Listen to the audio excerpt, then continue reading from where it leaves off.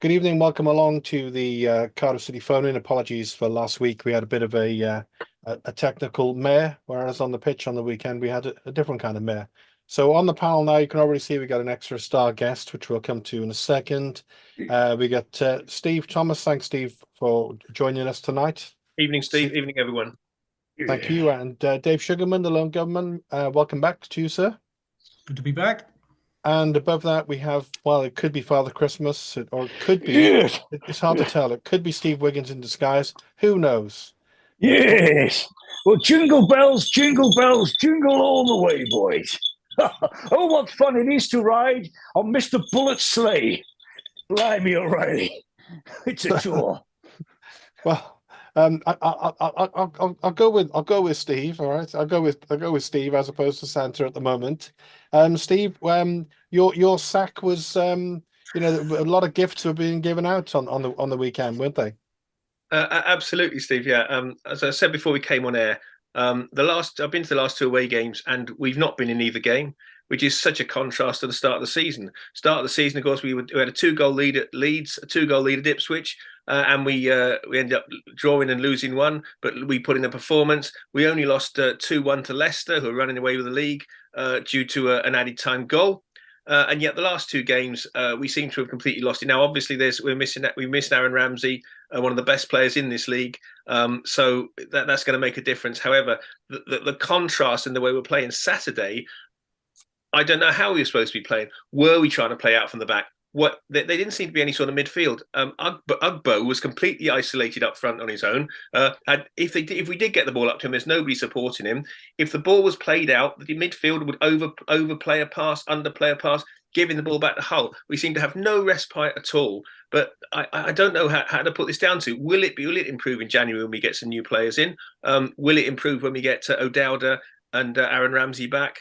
And of course, on Saturday as well, we were missing both Wintle and Joe Rawls. So a lot of people say we can't play with both of them, but can we play with neither of them? I suggest not after Saturday.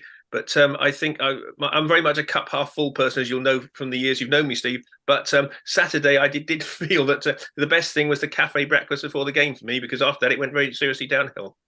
Yeah, and of course you've been to a lot of the games this season. Particularly, you've gone to a lot of the away games. Just sorry, getting a message coming in there about something else. So in your opinion, Steve, because it's essentially the same personnel, yeah. Yeah. What's gone wrong? I can't get. Well, it's very difficult. And again, before we were on air, we were talking, and the 4-0 win at Huddersfield it's a long time since I've seen Cardiff City rip a team apart like that. They looked so disconsolate to the Huddersfield players, and now we kind of look the same. We become very disjointed. Is it because we are missing key players? We have had increasing injuries, but then the players that are coming in are all professional footballers. That they train every day with the rest of the players. That they should know the roles. Again, a lot of people have been screaming for Ruben Colwill to come in, and of course with the combination that worked really well at West Brom between Carlin Grant and Callum Robinson. I don't. In answer to your question, Steve, I really don't know what's going wrong. Okay. But so we do need to change something, be it getting players back or getting some new personnel in, because the personnel they've got at the moment really don't seem up to the job. Okay, Dave, I'll come to you, and then we go to Santa, because you may well have some interesting theories on it. Because as he's traveling across the sky, he must see a lot of football stadia, and he's probably tactically quite aware, I would have thought. Dave, where in your opinion, do you think why have we gone from a side that was looking pretty good just a few weeks ago, and all of a sudden we just can't seem to score or win games anymore? Well, as you know, as I was mentioning last time I was on the show, I thought at that stage the improvement was marginal on last season. But if you think back to a lot of the home games in particular, there haven't been many really decent performances at home. We've won a few games, but beat Rotherham, but that wasn't a particularly great performance. We beat Sheffield Wednesday, and that was down to Will Volks having a head fit in injury time. The Bristol City performance was pretty good. The second half of the Swansea game was an improvement, despite a dire first half in terms of the actual football quality. But apart from that, really, there hasn't been much to shout about. The 1-1 draw with Watford was poor. The defeat to Norwich was poor. I'm confused, and I've been confused all the way through this season as to what the manager is actually trying to achieve with the team in terms of tactics, setup. We seem to be a team without an identity, really. There's no concrete way that you can say, "Oh, right, Cardiff City coming into town, they'll do this, they'll do that." Other than the improvement in set pieces, I don't know what this team is supposed to be doing. They knock it about at the back, but they're clearly not capable of then putting it through midfield. They knock the ball long regularly, but there's nobody up front who can hold it up.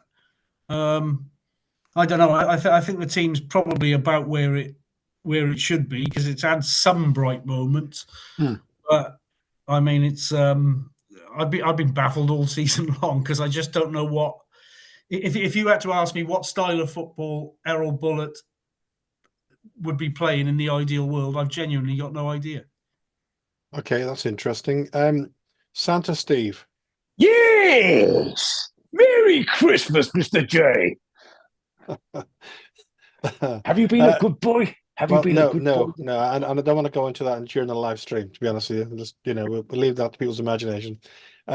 So Santa Steve, as a City fan, of some note, well-known fan, going on to what Dave's saying there. Is it just a case of we haven't really got the players to play the way that Errol Bullitt wants us to play? Is it that way around, or is Errol Bullitt, trying to get our players to play in an inappropriate way based on what he has in the squad? Yes is the answer to that, Steve. When you made the call, I wrote something down, and let me just run this by you, boys. No pace, no passion, no shape, no challenges, no shots, hardly any shots, no movement, no desire. We didn't test Mr. Allsop, or our ex-keeper, until the 74th minute. So where's the slick style that we saw at Leeds and Ipswich? Gone. Okay. Our first move is always sideways or backwards. In actual fact, on Saturday, I thought we were one of Hull's best forwards. And if you're looking for some Christmas entertainment, boys, I don't think you're going to find it at the Cardiff City Stadium. Stay at home, throw another log on the fire, and watch The Great Escape, because pretty soon we may well need one ourselves. That's a good line, Steve, to be fair. Looking at the statistics from the game on the weekend, Hull had 7 shots on target. We had 1, as you say. They had 4 times as many corners. They had more possession, twice as many shots in general. Do you think it's Steve with the beard? Do you think it's down to is it just a lack of confidence? Is it just we're just on a bad run and heads are down, or have we been sussed? I don't think it takes much to assess the way we're playing, Steve. That's what I'd say about the style the manager and the coaches want to play. What I would say is, and after listening to Bullitt on Saturday, he says by his own admission that he's trying to get too much out of the team. Okay, he's trying to change things too quickly in a roundabout way. So if he realizes that, then why does he persist on playing the way we're playing? Out from the back, and as Steve said earlier, virtually no midfield, and every single move that we. Well, I'll take one example. I saw Jamalu Collins with 10 yards inside, 10 yards inside the Hull City half, taking a free kick. Well, surely that ball's got to go forward, but no, it went backwards. and that's got to come from the management, surely. And I think it's like he's trying to squeeze an orange and there's no juice in it. You know, we haven't got the personnel to play at the back, and we're heaping pressure on ourselves every single game. I mean, look at the way we start in the first half, boys. Every game, the first half is that. In the end, on Saturday, I ended up wrapping some presents up. What's your job, Santa? It was that poor. Yeah. I mean, and that's unheard of in this house, Steve. He's no bigger City fan than me, but God Almighty, the football, the fair is so boring, and that we don't even look like scoring, do we, Steve? I mean, we don't look like getting on the score sheet. No, it is pretty grim. Something's got to change. Dave, the home games as well. I mean, they haven't been great recently. The atmosphere is very flat. The expectation seems to be low, and look at people like Ollie Tanner. There's a bit of a buzz around Ollie Tanner. Obviously he scored that goal against Swansea. He had a song about him and all the rest of it. Siopis, they did that feature on him on the club, which was nice. Seems to have gone backwards ever since. And then Bullet did that night with the fans, in the Ronda. And going back to Jamila Collins, interestingly, Dave, I've noticed with this one. Do you remember? I think it must have been about a month or so, 3 or 4 weeks ago. They were talking about he's one of the players. I think he's out of contract at the end of the season, and they were talking about offering him a deal. Do you think just pure speculation? He's not looking the same player as he did last season. He had a massive injury, of course, yeah, but he's not looking the same player. I just wonder if his head's somewhere else, because there's no sign of that deal, is there? I mean, the thing is, the evidence with Collins last season, let's be honest, it was very minimal. It was only the first few games of the season. Now, if you'd have taken the first few games of the season this season, he was playing himself back into fitness. And then he went through a patch of 5 or 6 games where he looked really good. And he's gone backwards since then. Siopis is the one that tickles me because he's disappointing, isn't he? Yeah, well, there's a guy who sits behind me who does my head in every single game, but this particular guy, he's class. Siopis is class. He's class, and I think, well, he's a disruptor. He's a hard worker. He's he's a useful tool to have in the side if you've got players around him that can play, but he can't pass the ball 10 yards, and that's been the case ever since he got here, really. I mean, what on earth he was doing for the second goal on Saturday, I've got absolutely no idea. The ball is way out on the touchline, and he just thumped it sort of 30 yards infield straight to the Hull, to the Hull striker. And I don't know if you noticed, but Collins brought down the striker, gave away a free kick and a yellow card, and immediately both him and NG turned on Siopis and were like, what was that all about? Yeah. And there seems to be a little bit of disharmony in the camp. Yes, it does. And I'm wondering, something that strikes me about that is that Robinson has been very publicly singled out by Bullet, and also during a game, he actually called him over and gave him a roasting on the Siopis. Yep. And I wonder, is there any sort of split developing in that camp? Is it not a happy camp behind closed doors at the moment? Because there's a few fractious things going on. I mean, that's pure speculation, but they don't look, from the moment they go on the field at the moment, they don't look as united as they were, take it back only a month ago, really. I don't know. As regards Collins, though, I mean, he's going to be off to the Africa Cup of Nations shortly, isn't he? That's true. Yeah. If selected, I guess. Yeah. So I don't know what the future holds for him at all. But it was interesting to hear Bullet himself speaking on the weekend, basically saying, "Well, I've only got a year's contract anyway." Yeah. So they're not tying him up yet either, let alone any of the players. No, we'll come to Steve Thomas in a second. Just to say, my Christmas, not only this Christmas, Dave, can I tell you, my Christmas itself, the whole concept of Christmas, has just been tragically dismantled during this show because Santa took his beard off. And I got to say, I'm very, very hurt and disappointed about that. Yeah. I do apologise, but it was scratching.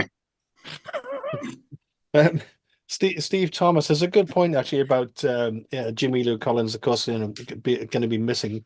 It depends how well his country do in that tournament, but he is pretty well nailed on because Steve with the I was quite pleased when I saw the lineup on the weekend actually that Al Newick was back in goal and we had that back five back together again.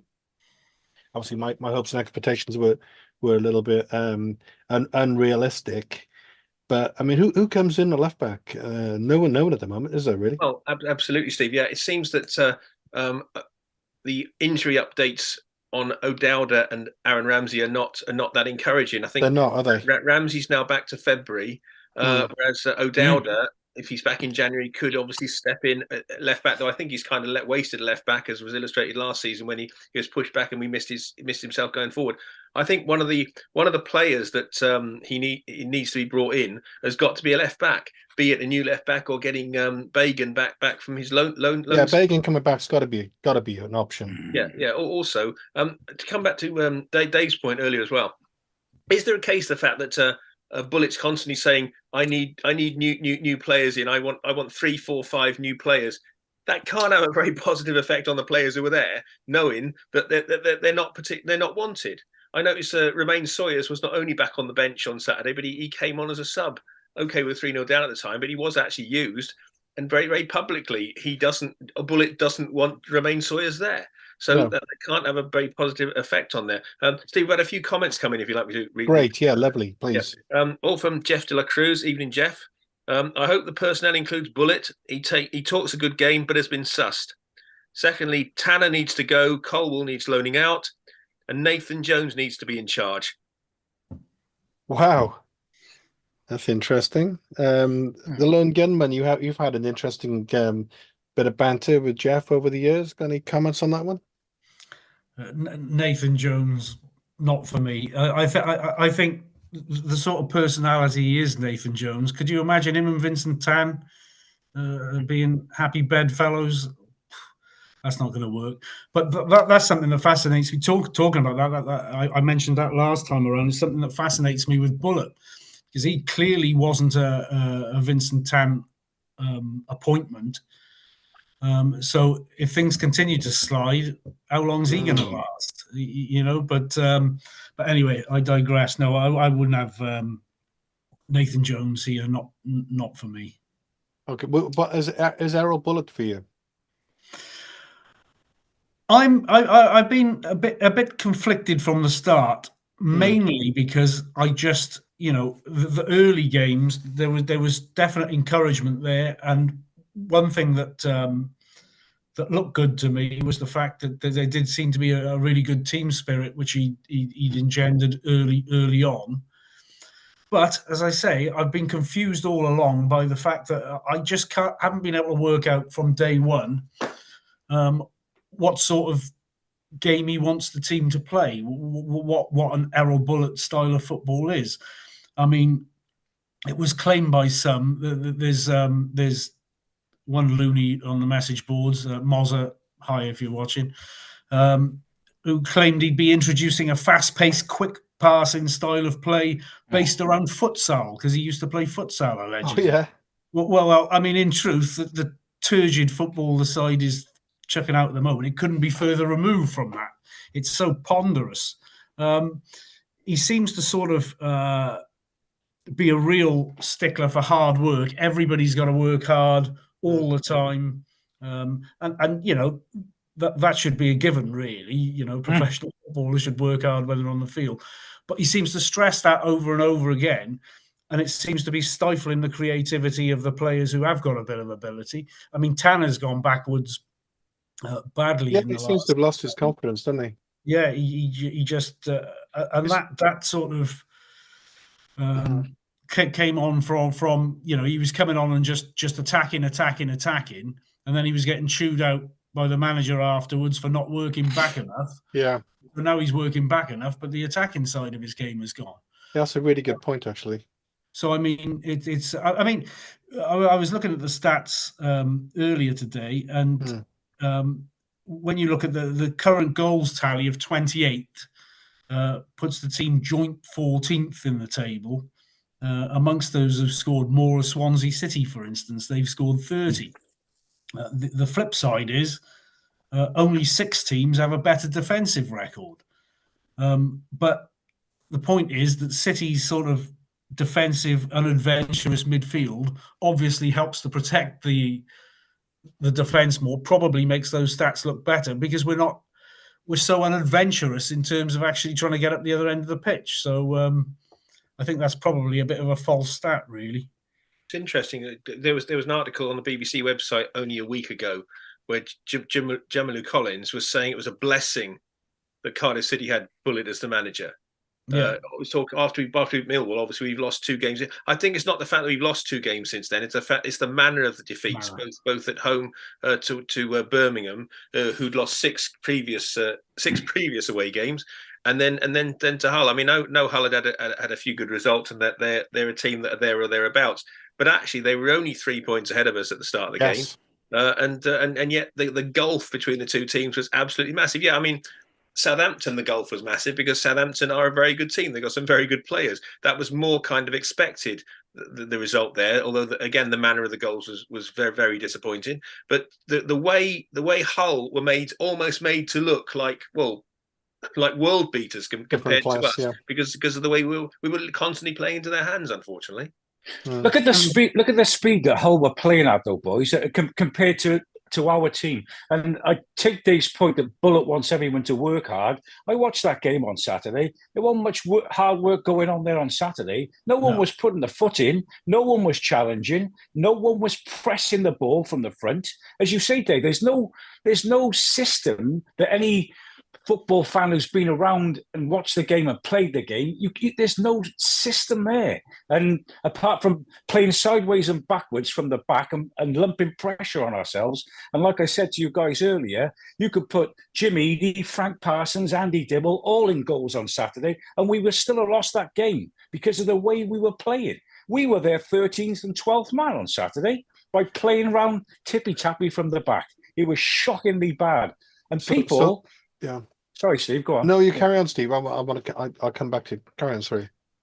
I think I mean, for me, looking from the, I thought about it on the weekend if I'd had a rant on a couple of pages. And is Tan getting involved with the team again? Bullet's not happy. So is Tan influencing his tactics? I don't know. Has Bullet been told that he's not going to get an extension to his contract? So as he alluded to Saturday, I've only got a year and I'm trying to change everything quickly. He's asking for more time. And the other thing I'd say is, how many of those players on that pitch on Saturday have already been told that they've got to find new clubs come January? Because that's what it looks like. Yeah, that is what it looks like. That is what it looks like. I agree. But I was going to, let's go with that one for now. Dave, I'll give you an example. I only saw the highlights on the weekend. There weren't many for us, apart from Keon's shot. Not a bad shot, but there you go. Something like Callum Robinson, I don't want to personalize it, but he got beaten to the ball, and there's one point where he just basically jogged back. It was like, is there something going on? He's a good player. He's a good player there, but he's not looking at it, is he? Well, I think there clearly is with Robinson, because I thought it was curious when he was effectively singled out for criticism. And I thought that was a bit strange, because Robinson is not a player who previously I would have put in that bracket. I mean, there were times last season he was coming so deep to try and affect the ball and affect the game and get hold of the ball. He was halfway inside our half a lot of the time, desperately trying to make something happen. He's not the sort of player who's a fearsome workhorse or anything like that. But you wouldn't have put him down as being somebody who's a shirker either. But in recent games, it looks like the heart's definitely gone out of him a bit. Yeah. But that goes right the way throughout the team. I mean, when you consider that in the last 5 games, we've managed to conjure up 1 goal, and that was from a corner. Yeah. And I mean, we shouldn't have scored that one, to be honest, should we? No, not really. Never scored that And one. you know, Steve was saying about the the last two performances were really poor, but the truth was it goes beyond that, because even that victory against Millwall, that was a desperately poor performance. The first half, awful game. one of the worst halves of football any of us could remember. Yeah. And against West Brom, they were. West Brom just looked bigger, stronger, smarter. Yeah, they looked a better side, and Just looked a better they're side. ahead of us at the moment. And when you look at the league table now, I mean, something that strikes me as interest when we seem to run the top teams close early in the season when everybody was finding their feet. Yeah. The truth is now, we've actually played all of the top six, admittedly 5 away games, but we've managed to get 1 point from those 6 games, which goes to show, really. And that was the opening day draw at Leeds. So, I mean, it's there's clearly a significant gulf there. Well, one game away, Steve Thomas. Yeah, well, one game away from the halfway point. Yeah, we played 22 games, and Dave made a really good point earlier, which I hadn't even thought about. Then we've lost 10 out of 22, so we've not lost very nearly. We've lost nearly half of our matches, and yet the other week, and again we couldn't be on last week because there was a big Wi-Fi issue. Again, apologies for that, but the other week, I'll just say from my point of view, I really like Errol Bullitt. I think he's got something about him. I don't think he's got his squad yet, right? But I'm still quite excited about him being at the club. But just because there's just something about him that I like, and there've been moments where we've looked good. And on the last, this sounds a bit silly now, but a couple of weeks ago we were saying, well, when are we going to give him, like Dave said earlier, he's out of contract at the end of the season. He's not making any secret of it. When are we going to give him? Give him a bit of security. We're coming to January, in like a week, when we can sign players. I don't know. How's your attitude towards that changed? I don't think we can judge Errol Bullitt until it's more of his team. I think and I hope that we will have a stronger squad come the 31st of January that will have compared to the 31st of December. If we can do that and we can get the get the right personnel in, if the word on the street, so to speak, is correct, and Kiefer is coming back, then I think that may be able to change. I've seen Dave talk about Kiefer before. I think the Greek captain may be a non-starter. I read today that he's being offered a new contract by Trabzonspor. So I think he is less likely to come. The numbers that were being quoted about that, there's no way we can compete with that. But I think to answer your original question, Steve, and I can see Dave grinning. I think we don't think we can judge Errol until we got more of his squad. I'd like him to be there next season, because then it'll be his team. Because the problem we've had, I think, over recent seasons is leaving certain managers one side who I was actually very pleased to see go. We've actually got a manager who might be looking up rather than looking down for a change. If he's backed and he gets the players in, and I'd prefer him to be given. I definitely prefer him to be given another year, so we can give him 2 windows and let him have his team, and then we can see how we can do then, as long as he's backed by the hierarchy at Cardiff City. Okay, I think Dave wants to come in on Kiefer Moore. Kiefer Moore, well, considering he threw in the towel and engineered a move away when the going got tough at City last time around, is he really going to want to come back? Who knows? But the thing about that. Sorry, Dave. The thing about that is, okay, for argument's sake, we signed Kiefer Moore. Where's the service going to come from? The way we're playing, or all of a sudden, are we going to let our creative players create and give Tanner carte blanche and Bullitt to do more creative stuff, or is Bullitt still going to demand that hard working ethic and stifle their creativity? I mean, it's pointless putting a Kiefer up there unless you're going to get the service to him. I was speaking to my father on Sunday, and he said, because he loves Kiefer Moore, so and he said, Kiefer would hold the ball up. I said, Kiefer would have to have the ball to hold it up. As things stand, they're not getting the ball anywhere near the strikers. No, but perhaps that's the plan. If Kiefer's coming, that then they're going to start playing long balls, because at the moment our centre forwards, well, look, boy, might as well just go in Cardiff and District, because he ain't a championship player. Not in a million years. He's not ready. And every time the ball's locked up to him, I see him running the channels. He's not in the centre. He's not a centre forward. So we desperately need a centre forward. I'm not saying keeper's the answer, but perhaps that's the way Bullet wants to go, if he's still in charge, that he wants to put a big man up there and then start lobbing long balls up there. But he's got to let our creative players create and not all this thing.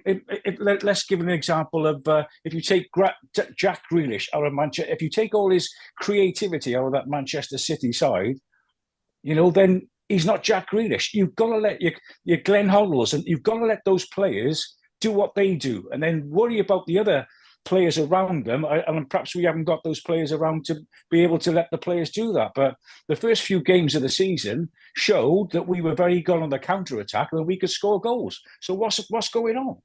Something's wrong. It's talking about the forward line though, and Bullet himself. This is something we talked about last time I was on the show. I think it would be really interesting to know who was signing who when he arrived, because in truth, generally we start with 3 or 4 players up front who've all come in since Bullet arrived. But I don't believe that all of them, or even necessarily any of them, were actually Errol Bullet signings rather than Cardiff City signings. Did he know Carlin Grant before he came here? Did he know Josh Bowler? Did he know Mate? Did he know Ugbo? There's they've got a recruitment team who probably brought those players in, but this is all the stuff that we can only speculate about. We don't know. I think Gutas and Siopis are obvious Bullet signings. I'm sure they wouldn't be here if he wasn't. But the rest of them, who knows? Can I come back? I don't like to go against somebody who brings so much joy to the lives of children in the form of Santa, but. I would like to say to Steve W that it's one thing to say we're not playing the ball into the box, but we've not got anybody to play the ball to in the box. I think that's the problem. No. So often, again, at Hull on Saturday, we will get in some great positions to play the balls in, but there's nobody there to play the ball into. So no, that's what. Yeah, sorry, Steve. That's what I said. I watched Ugbo, and he's running down the channels. We got no one centrally, and that's why he shepherds cooked him at half time. Yeah. No, I agree. We need somebody in to play. I do think we've got the players to play the ball in there. Josh Bowler has not become a bad player. He's not become a lesser player than when he's at the start of the season.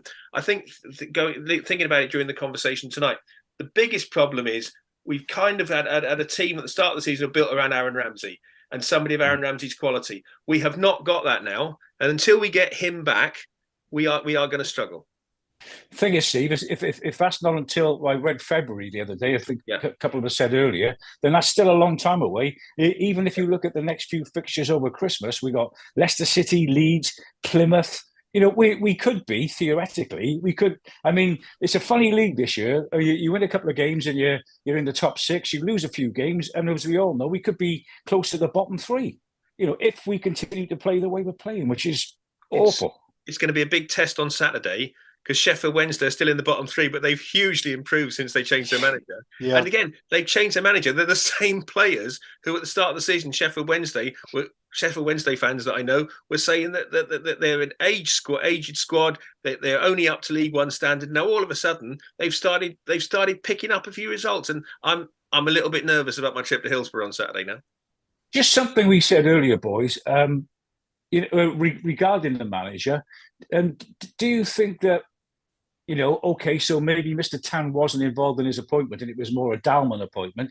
Do you think Tan's watching now and kicking off because we're playing this style, and all of a sudden he's got a bit more active in the club again, and perhaps he's kicking his heels, and perhaps something's going on with Tan and Bullet? You don't really know. Something's not right behind the scenes for sure.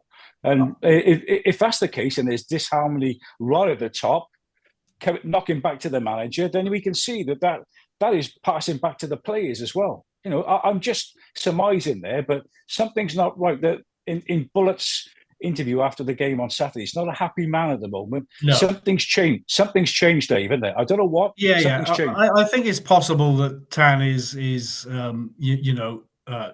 getting more vocal when he speaks to them, or perhaps speaking to them more often. But I don't think he's having any influence on what Bullett's doing. I don't think he's that sort of bloke. I think he'd pack his bags and be out of here rather than take Tan's instructions, if you like. I think he'd be, he'd have offers elsewhere. I don't think he'd stand for it. But the point about the defeats, a cluster of defeats in short succession, and as Santa stroke Steve says, you can get pulled into the bottom half of the table super quick. And we've seen teams go in the other direction in recent years as well. But I was saying to the guys earlier that 10 defeats so far, only 5 sides in the division have actually lost more than that, and that's the bottom 3. Stoke, who've picked up a little bit recently, and Blackburn, who don't draw games. But when you consider that Swansea, who looked absolutely desperate earlier in the season and we've been laughing at for most of the year, they've actually lost 1 fewer game than City have. And that Huddersfield side, who we saw City thump 4-0 and they looked absolutely abject, they've only lost 8 games this season. We've lost 10. So, I mean, there's not necessarily reason for great concern at this point in time, but this is the sort of run you don't want to be on. Let's put it that way, because the way this division is, you can get dragged downwards. QPR did last season. QPR were up in and around the playoffs for the first sort of third of the season. Then they fell away a bit, and then they collapsed completely. So, okay, you don't want to get into that territory. Well, there's a couple of comments come in, which Steve's going to go to, I think, in a second. But Steve, just to lead you into these comments, I was just thinking, while Dave was talking, then actually, if you think about it, what, and he's not the only one who does it. A lot of clubs do it. I don't personally. Maybe I'm old school, but when you have a corner, I like to have somebody as a kind of a get out, an escape. There's no one there. We're playing 2 in midfield, so we're getting quite easily overrun. We're missing Aaron Ramsey, who's probably one of the best players in this division, if not the best player in this division when he's fit. And then we don't have a centre forward, really. So when a ball goes forward, it just pings away all the time. So the ball's just continually coming back at us. And going back, and something else that Dave just said as well, then, really, we're not winning games. But I think there's a negativity running through the way we play, and everyone's afraid to make mistakes. I think Ollie Tanner's certainly going through that at the moment. But if we don't score goals, which we're not, we let one in, you're in trouble, aren't you? And it felt to me like on the weekend, Steve, and maybe you were there, felt to me like the heads went down when the first one went in. Most definitely. It seemed to me to be just a matter of time before that first goal went in. And at least we got through to half time, only 1 goal down. And while you're only 1 goal down, there's got to be a chance there. But it seemed to me that, I don't like to criticise Errol. I've never been a football manager. He's been a football manager at a lot of different teams. But he wasn't changing anything. So we got to sort of 15, 20 minutes into the second half, and nothing had changed. We still got Hull coming at us all the time. And then 2 goals in 3 minutes. First of all, the free kick unnecessarily given away, possibly. And then the route 1 ball from, again, Ryan Allsop, who I think a lot of us were saying we wanted to get him get rid, and he looked a much better goalkeeper than we've had so far this season. On Saturday, he was commanding. His fenders clearly had confidence in him. He played a route 1 ball in the first half, put a player through on goal. He took it round Anak, and luckily Gutas got back and cleared it off the line. That was Ryan Allsop, who we all were saying was not the sort of keeper we wanted last season. Well, Dave said that, I think, on a couple of occasions.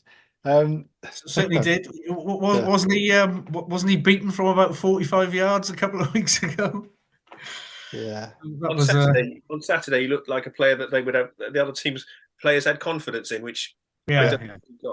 Well, I mean, the whole goalkeeper thing is fascinating. This Runnison situation, because I mean, the theory is people have suggested that perhaps Arsenal put some sort of clause into his contract saying he had to play a certain number of games, or they were putting pressure on City.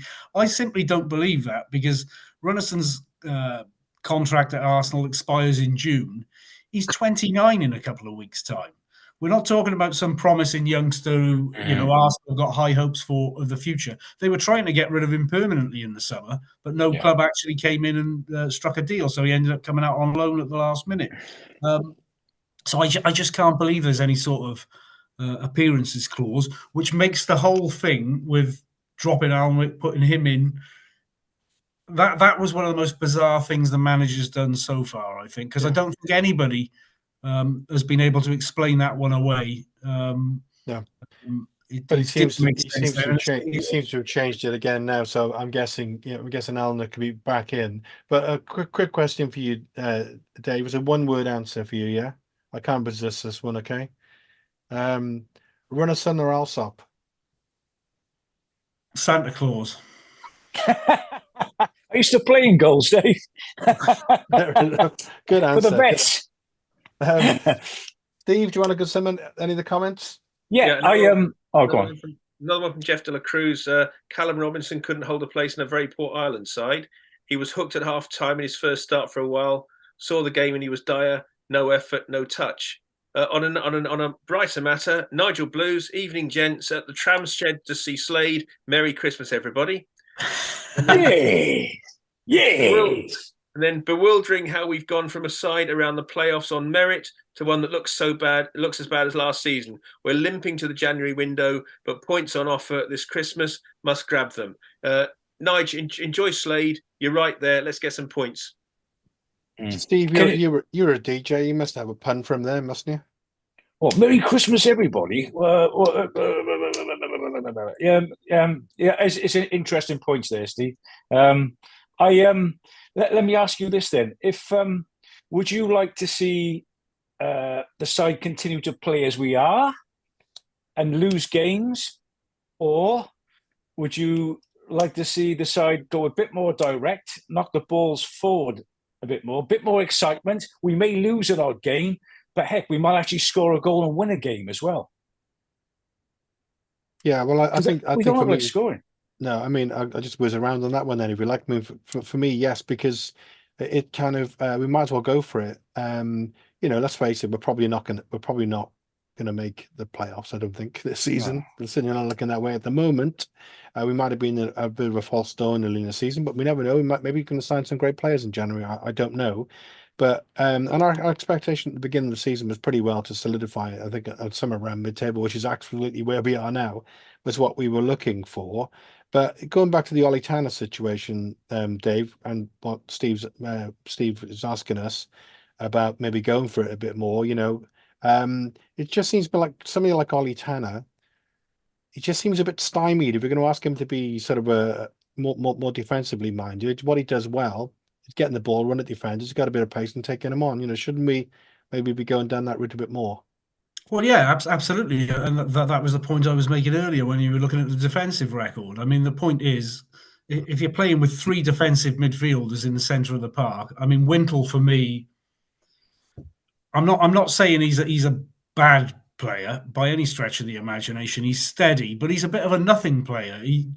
He's not an out-and-out defensive midfielder, but he's not creative either. Very rarely does he create anything of note. Ralls has become more and more defensive as the years have gone by, because he used to pop up with goals quite regularly at one stage, but that doesn't happen these days. Siopis can't pass the ball 10 yards. He just runs around like a chicken with his head cut off, flying into tackles. All of that stuff is useful if you've got creativity around the place. Siopis, is it right? He scored one goal in his entire career. So the point is, if you can have a player like that in the side who can be useful, there's no doubt about it. You've got to have creativity, and you've got to have players who score.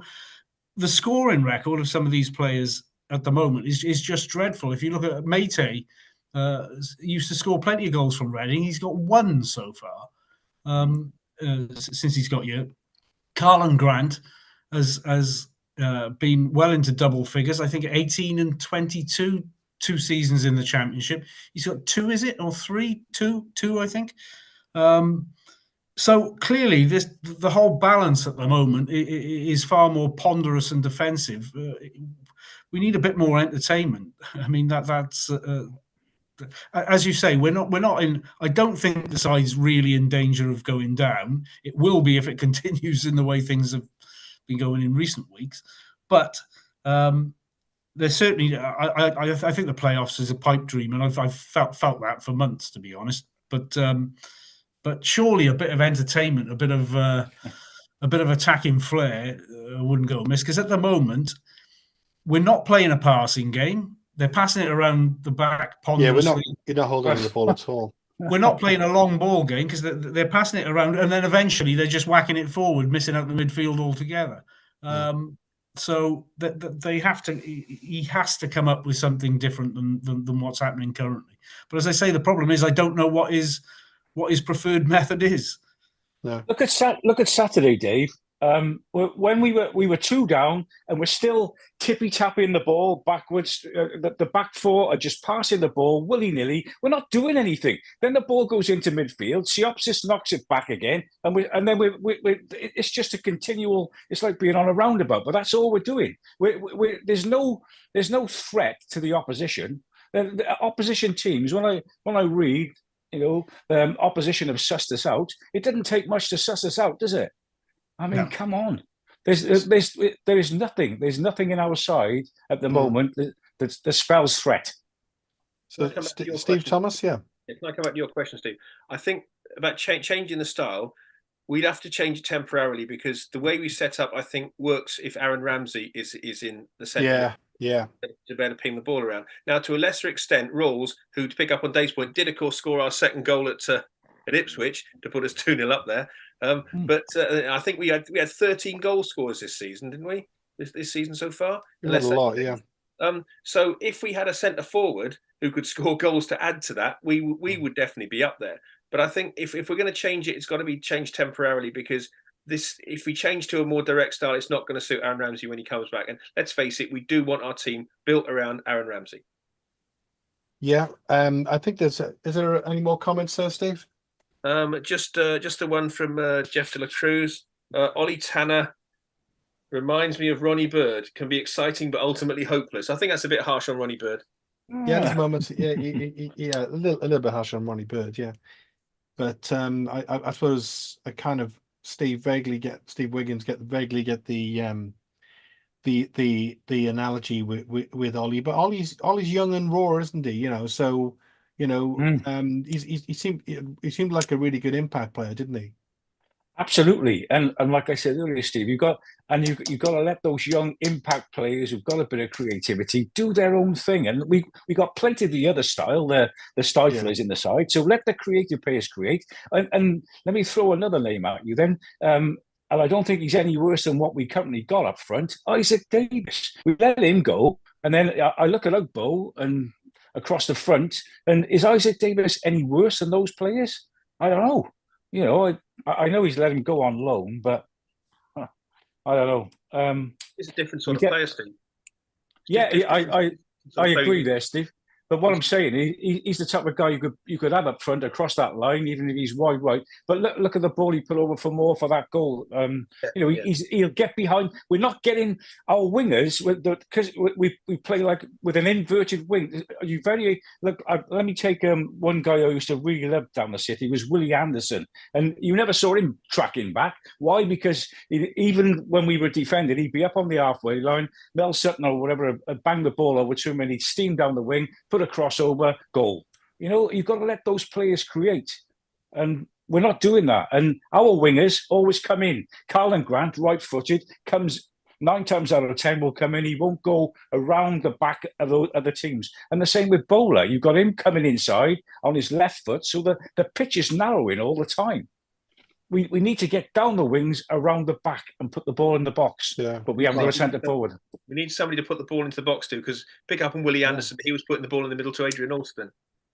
Yeah, exactly that. Yeah. But he was in the side, Steve, to create, not worry about tracking back like Tanner is and Bowler is, defending all the time. Because we got those players in the side. So let your creative players get up there and try and create something rather than badger them to get back all the time. I'd like to see you there at the Plymouth match, leading the team out, Steve, dressing you full of Santa regalia, with little bugle going, Yeah. Yeah, I could don't do think that. somebody going out in the front, leading the team out in red would go down too well. No, somebody said that. Yeah, I think it was. Yeah. I think it was Dave said, "No, another rebrand." Wasn't it? Dear. Dave, how Bullet? I think he's quite relatively young, certainly compared to a lot of the coaches around. Certainly, relatively inexperienced in the UK. How much do you think these sort of playing from the back sort of tactics? It's almost like a fashionable thing. You kind of, does he sort of feel obliged to play that sort of game? Because even your mate Ryan Alsop, like Steve said, he batted one down the pitch, and they nearly scored. We just don't vary it very much, do we? Really? No, but because of the personnel we've got at the back, and because of the way we are playing, the fact is they end up banging it into no man's land sort of 9 times out of 10 anyway, and it does end up in no man's land because there's nobody there. But I don't know what the answer to that is. I think rather than looking at the defence knocking the ball around, you've got to have a situation whereby the midfield, when they're getting in that position, are turning and looking to do something positive with it. And if the positive ball isn't on, that's when it should be coming back. But it's almost as if it's sort of all they're thinking of doing is just knocking it backwards all the time. The Wintles, Siopis, nothing's going forward at all. As I say, I just don't know what whether they've just completely lost confidence, whether they've whether they're having it coached out of them to a degree because he keeps banging on about hard work. Whether they're now getting to the stage where they're frightened of making mistakes if they go forward. If they lose the ball forward, does that mean they get chewed out when they get back in the changing rooms because they weren't giving the ball away in advanced places? I don't know. But as I say, it's interesting. The way we're playing is really boring, but it's interesting to see where this actually comes from. Because is this Bullet style? Because we don't know enough about him really. We don't know how his team's played in Turkey. Just to go back, I just can't work out how this team is trying to play really. Just to go back to your point there, Dave, on the midfield, you're dead right, and the ball is always coming back. But the last couple of games, we've played Caldwell, or he's decided to play Caldwell as a 10 in the centre. But look how far forward he was on Saturday. I mean, Steve was there, and I watched Caldwell. Like I said earlier, he was playing just behind the centre forward, where he should be coming a little deeper now and again, pick up the ball. So we know what he can do. He can get his head up and spray a ball around. But he didn't have any opportunity to do that on Saturday because he was playing so far forward. And there seems to be a total void between defence, midfield, attack. We're missing Ramsey, yeah, but that link player, and Caldwell was surely in there to do that job Saturday. He was too far forward. He's got to give him. See, the thing is, I think where it's interesting with Bullet is I don't think the players that we've got that could potentially do that. I don't think he trusts any of them. I don't think he trusts Caldwell at all. I don't think he trusts Robinson. No. Mate, he doesn't really seem to know what to do with. He switches in 2 or 3 times during a game. Yeah. Grant, in fairness, he's picked a position for Grant, and that's pretty much where he stays.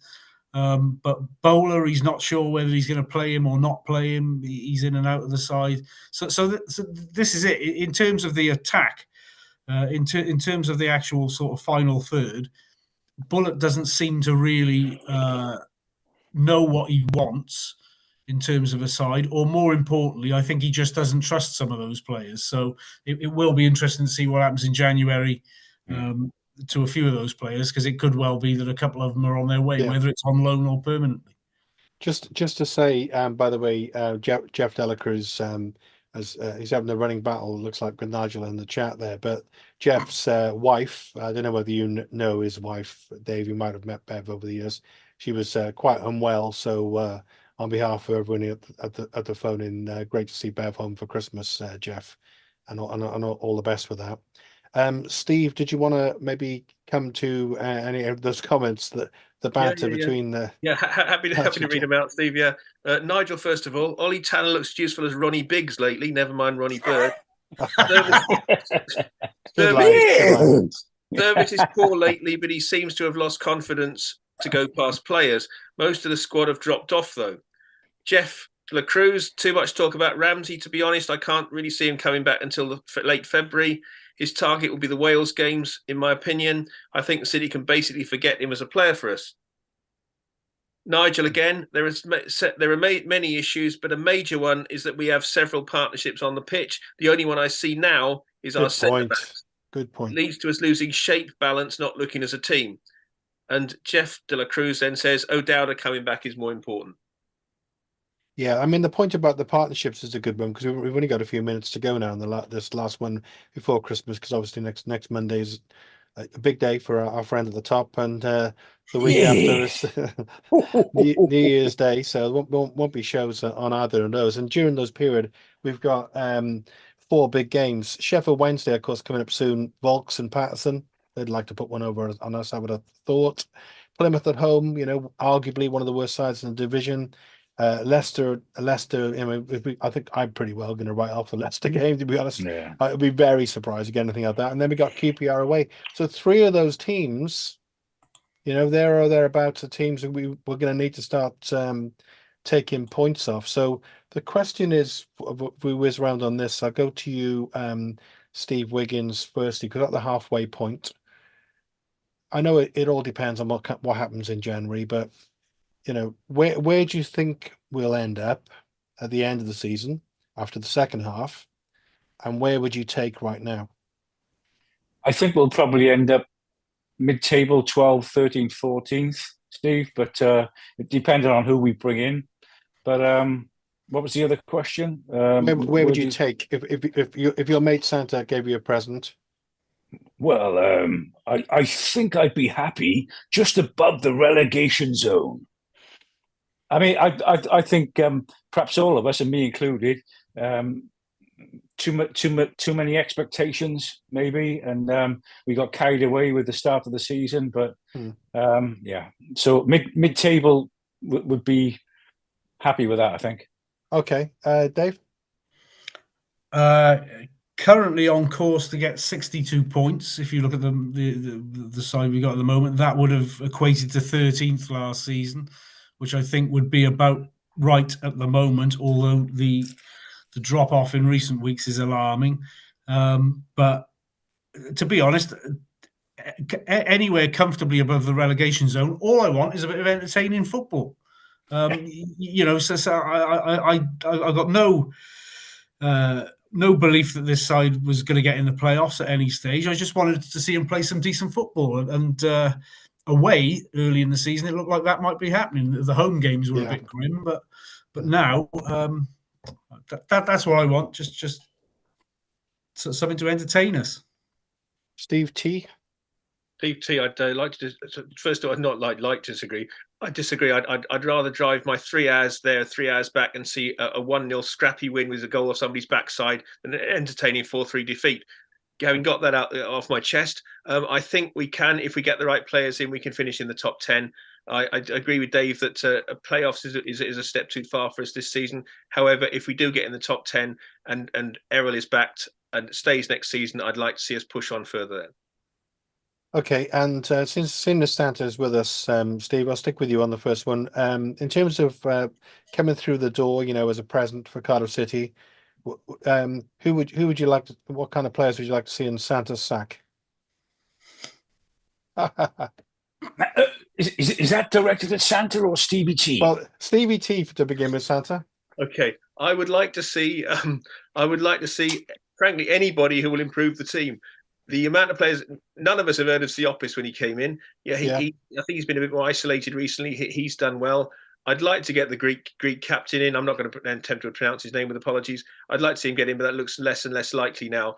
I'd like to see a decent centre forward, a decent target man come in, so that we've got somebody who we can play the ball in. I don't want to name any specific names. I just say I'd like to see anybody. I think we need 2 or 3 players to improve the team. But the biggest presence, despite disagreeing with Jeff De La Cruz on here, I would like to see Aaron Ramsey back. Okay, and I'll go to you next, Dave, before I go to the main man in the suit. Okay, I would like to see preferably a young, promising striker from a Premier League side who's looking to actually make a mark, as opposed to a has-been who hasn't made the grade at Premier League level. And I desperately need a creative midfielder of some description. You know, there's plenty out there at the bigger sides, so desperately need one of those. Steve, Santa? Yes, well, I've actually written 2 names down here, Mr. J. One is a young man called Harold Kane. He would be very good up front. And perhaps we could bring in an ex-Spurs colleague in the centre of midfield. Mr. Glenn Hoddle would be rather nice. Even Glenn and his current guys, I think, would do better than our current midfield. And let me just fire this one at you, boys. Will Mr. Tan eventually give Errol the bullet? Oh, very good. Very good. That's a good pun for you. They're better than your cracker jokes, to be honest. But yeah. Does anyone think there's any likelihood of that? I don't think there's any likelihood of that at all at the moment myself. Anyone else? I wouldn't mind betting. Go on. I wouldn't mind betting he's sharpening his blade right now, because, as I say, bullet wasn't his appointment. So, okay. I think Errol will go before he's pushed. Bring in Mr. Potter, Graham. We need Potter. That's who we need. Bring in Graham. Give it a bit of oomph, a bit of zest, a bit of, goals. That's what we need, goals. Listen, Mr. J, I've not got many orders for half-price season tickets. Why? Because the fare is, frankly, not very good. I can't read that word out. No, like I think you made the right choice there. I'll just whiz around very quickly just to end off. Thanks very much for doing the show tonight, by the way, particularly a couple of you who came off the bench tonight to help out. Sheffield Wednesday, Plymouth, Leicester, QPR. Because we got the Christmas and New Year's shows coming up, we're going to miss most of these. Points tally from those 4, Steve, Thomas. 7. Okay. Dave? 4. Steve, W? 3 points at best. Wow. If continue playing the way playing. Okay, so and sorry, Steve, with Leeds United to come in the new year too. Yeah. Okay, I was going to go 5. I reckon we might beat Plymouth, but anyway, maybe things will change. Maybe we'll get the January, and maybe Santa will deliver some presents soon. Anyway, thank you very much for tonight. Loads to talk about. Not all of it good news for City fans, but there we go. Happy Christmas to all Cardiff City fans, and a happy New Year. And let's hope that in January, Mr. Town's wallet comes out and we get some exciting new players and we push on from there. Cheers all. Jingle bells, jingle bells.